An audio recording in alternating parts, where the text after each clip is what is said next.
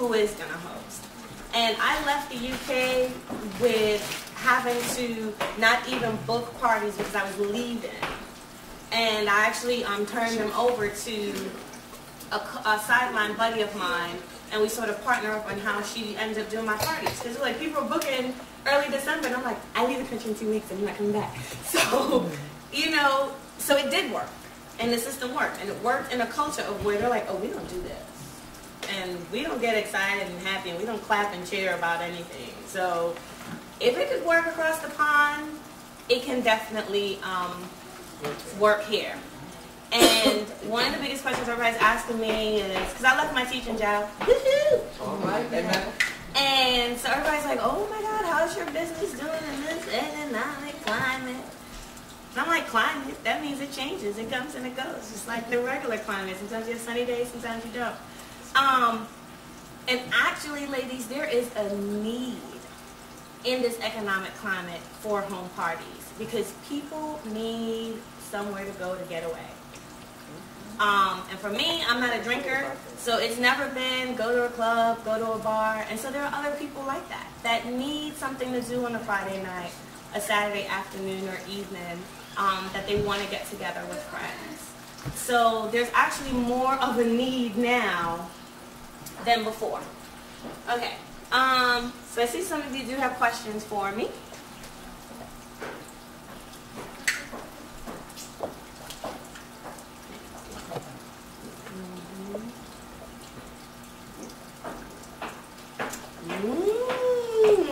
Nice one.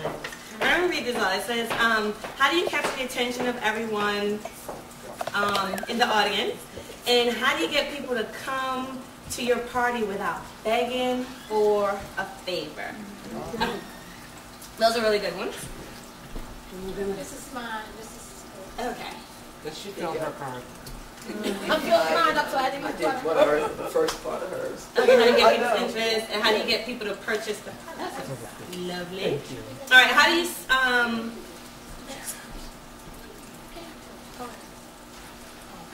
do you is that feel about playing games? Should you give them an order form before you present the money side? And when should you ask someone to host a party at the party?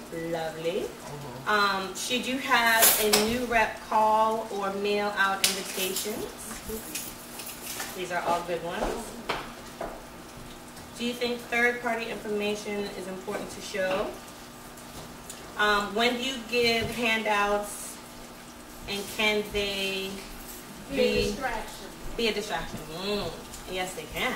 And even some of your games can. I saw a hostess do a jewelry party, and her game became a total distraction from people ordering. But I stole the game. I changed it to make people look at my catalog instead of turn away from the catalog to play the game. Okay, should you eat before the party? Itis. Should you write the party system and hand out to new reps? Good ones, good ones. That will come. How many parties a week should a rep do? Wonderful. That's Patrick's bag. Oh yeah, just chuck it somewhere. Should we try to hold our presentations to set time limits? Yes. Weekdays, Thursday, Fridays, more favorable time than weekday during late afternoon.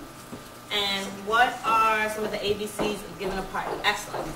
I'm saying these are excellent because these are all things that I had planned to cover. So then I can look at these again and make sure that I've totally touched on them and covered it for you. All right, how do you actually get someone to commit to doing a party? Yeah. Lovely, ladies, because this is all the stuff we're going to talk about. So I just wanted to make sure I wasn't doing anything too basic or skipping anything for you. So this is right on track with what I was going to talk about. Okay, so first thing, why parties? Why should you ask someone to host a party? Why should you start incorporating parties into your business? First of all, how many of us have ever been to a planned party? Okay, why did you go? They invited me. Because they invited you. Why did you go? Because they invited me. Just because they invited you. Nobody was really happy like, oh, I want to go. Okay, well, we need to change that. Who's ever hosted one? Why did you host? Because a friend asked me. As a favor. Anyone else? Why did you host? Same thing. To introduce The sponsor asked you. At the time, they were selling this purse. I want this purse. She still I can get this purse for half price. Get some Pepper Chef products. You wanted to get some products. Okay.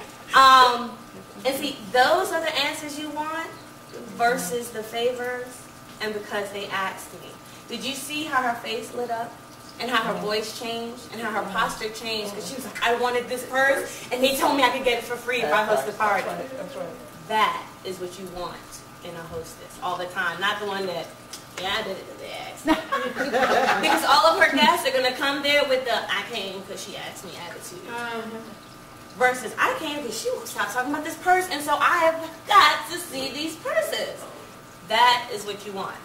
Right? So remember that when you're asking someone to host, and remember that when you're telling your hostess who to invite and you're setting up the party, because you want the hostess that has that enthusiasm and that energy, because she's going to convey that to her guests. So half of your work is already done before they even arrive at the party, because they arrive with the right mindset. All right, so why parties? Parties are going to put you in front of 5 to 10 new prospects. 5 to 10 new prospects. Each person, it said that each person knows 250 people, minimum. So 5 to 10 new people, do the math on how many potential people that will put you in contact with. So each person knows 250 people. I put that to the test, and I'm like, no, I don't, because I could barely make my 100 names list when I first started my business.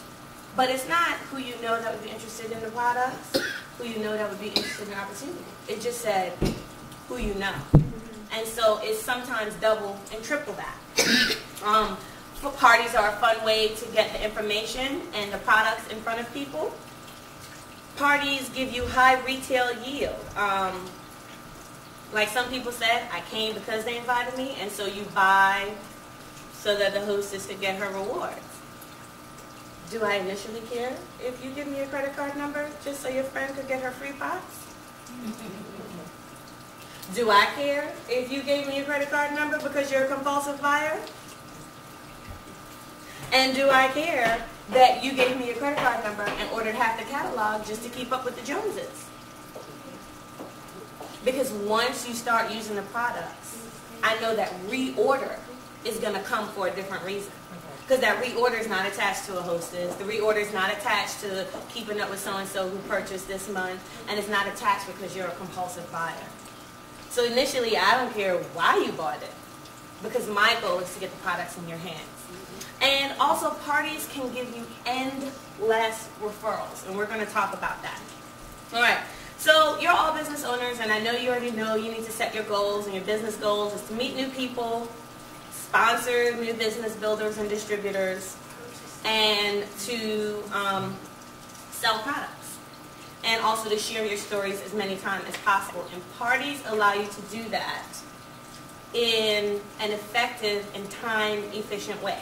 Because if your goal, which is my goal, is to meet 30 to 60 new people per month, and I ran my business only by doing one-on-one meetings, that means I would have to schedule on my calendar 30 to 60 meetings per month.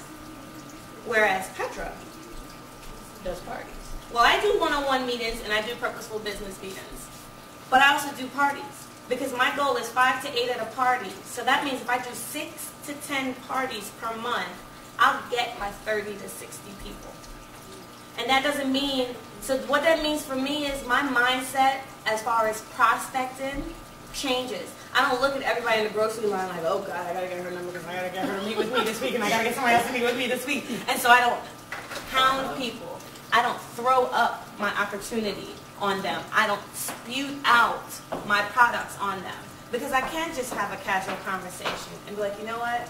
By the way, my name is Petra and I'd love to continue this conversation over coffee and tea. Here's my business card.